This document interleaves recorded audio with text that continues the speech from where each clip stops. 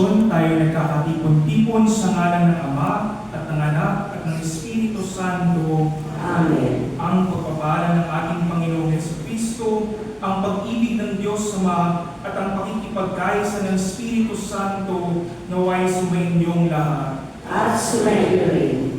Mga kapatid, sa araw na ito, tayo ay natitipon hindi lamang upang ipagdiwang ang banal na misa, kundi upang ipahayag ang ating taus-pusong pasasalamat sa Diyos.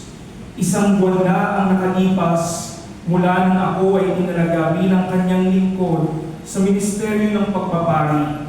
At alam ko ang biyayang ito ay hindi lamang para sa akin, kundi para sa ating lahat, bilang isang pamamayanan ng pananampalataya. Ngunit higit sa lahat, ngayong unang linggo ng Kwaresma, tinatawagan tayo ng simbahan na muling lumapit sa Diyos ng may kababaang loob upang linisin ang ating puso at baguhin ang ating buhay. Tulad ni Jesus na hinarap ang tukso sa ilang, tayo rin ay tinatawag na magbalik loob at humingi ng kanyang awa. Kaya bago natin ipagdiwang ang mga banal na misteryo, ating munang hingin ang kapatawaran ng Diyos sa ating mga pagkukulang at kasalanan.